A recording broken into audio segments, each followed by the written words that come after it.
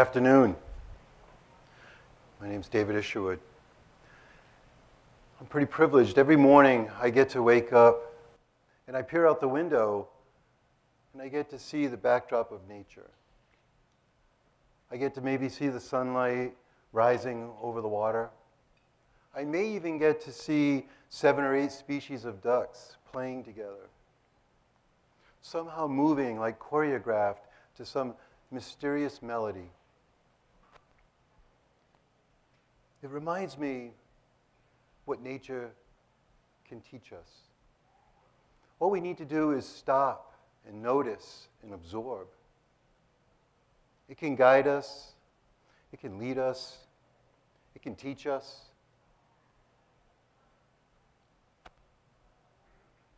And then I get into my car and I turn the radio on. And then I'm reminded of what humanity has created. I'm reminded of all of the divisions that we have. I'm reminded of all of the labels and all of the judgments. I'm reminded of the deep sense of othering that we carry.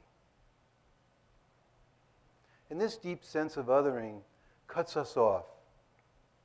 It cuts us off from our true self and our true essence. It also cuts us off from being able to be compassionate and open-hearted, not only to others, but to ourselves.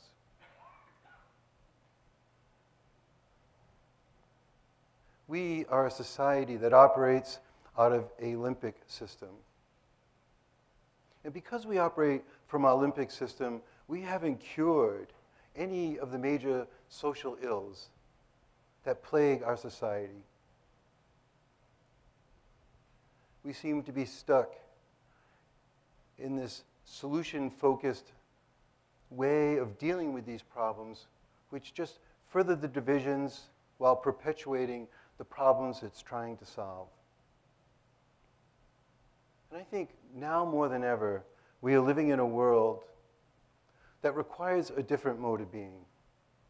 That somehow we need to inspire a transformation and a profound awakening that will remind us of what nature teaches us, if we could just stop and notice. And I hope that this little exploration into the 4 eyes of liberation, which is a spiritual journey, and hopefully it will invite a spiritual illumination. We're going to explore imagination. We're going to explore identity. And we're going to explore interdependence. And then lastly, intimacy. If we can stretch our imaginations and expand our identities, we begin to see how deeply interconnected and interdependent we are. And that leads us to being intimate. We can be intimate with each other and with ourselves. So imagination. Let's explore imagination. We are not going to think our way to our purpose and meaning. We have a possibility and a potential within us all that goes beyond our thinking. It's all innate. It's all within us. We have profound wisdom and an all sense of knowing. We have all we need. Imagine traveling back to the moment the universe was conceived. And how might we be with others knowing that we have all emanated from that initial conception? I invite you to look around.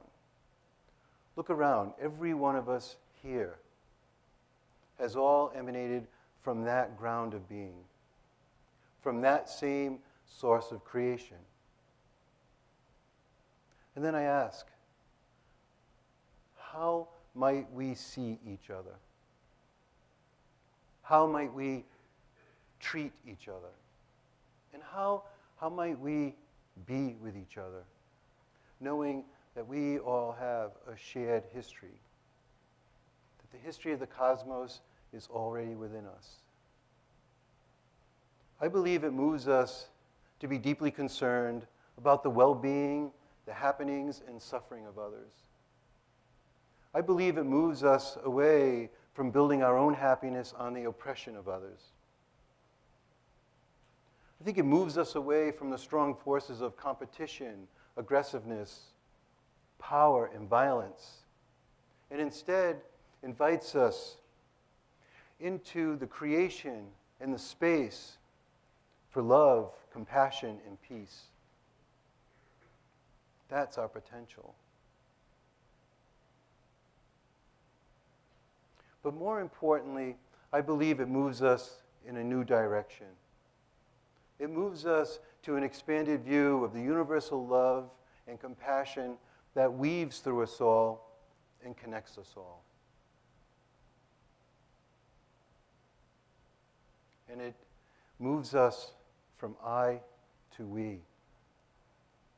It invites us into the beloved community where we realize that what we do to each other, we do to ourselves.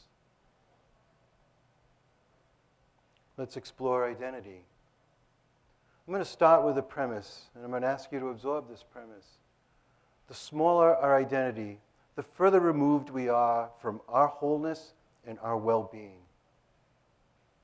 So then we have to ask the question, who are we? What are we?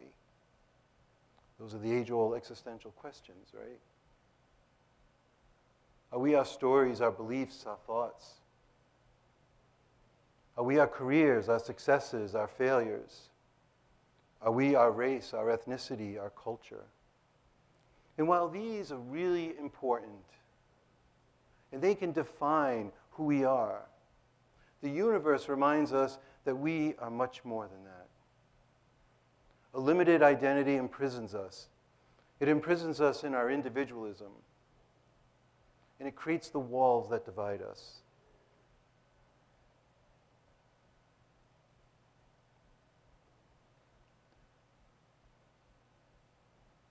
Interdependence. We are all connected through time and space. We have all emanated from the same source of creation. When an organism dies and decays, its molecules are released back into the environment and become integrated into other organisms. Just breathing connects us to the whole of humanity. With every inhalation, we breathe in millions of molecules that at one time or another have been breathed by every human being who has ever been on this earth. We are breathing in molecules from the fire that burned Joan of Arc, or from Jesus' last breath. In our bodies are millions of molecules that were once part of the tree under which the Buddha gained enlightenment, or upon the cross in which Jesus was crucified. If we could embrace our interdependence and our interconnectedness with all of humanity, we would solve most of our problems. Interdependence and our interconnectedness transcends the barriers developed by race, culture, or religion.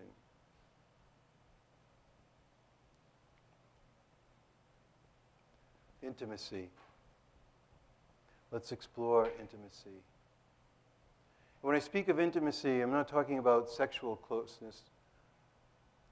I'm talking about the ability to be in relation. And we have to remember that it's our intimacy that creates structure. And when I define structure, I mean it's a relational process. So we see intimacy as a relational process.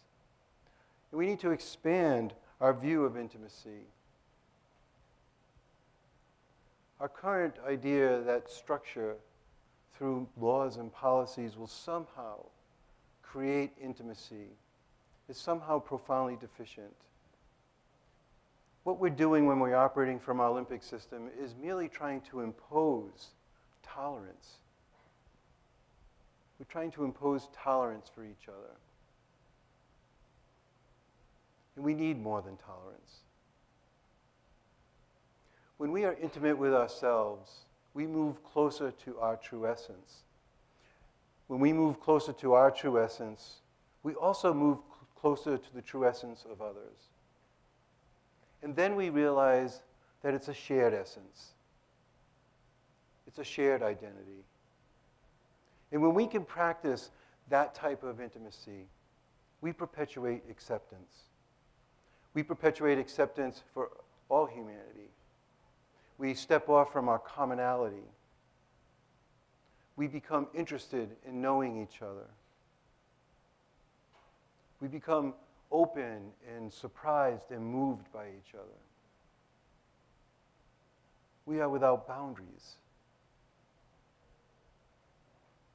Thomas Hoare had stated that all problems are psychological and that all solutions are spiritual. For our species to survive, we need to focus on our spiritual journey and our spiritual illuminations. And I hope that this little exploration into imagination, interdependence, identity, and intimacy can maybe spark some movement along that, or a continuation along that, so that we can cultivate our own spiritual illumination and realize that we are one. There is no separation. That is merely an illusion. They say that if we can imagine something, we can create it.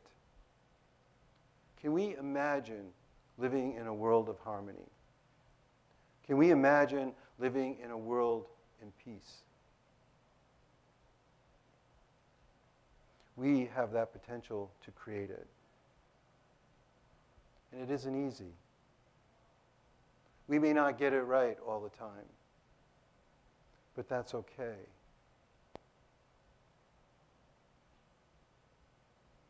I hope that we can continue on our path and continue to move towards saving our species through love, compassion, empathy, acceptance, interest. And that to me sounds like a world worth creating. So let's embark on that journey. Let's embark on a journey of creating something that we all deeply yearn for and deeply desire. Thank you.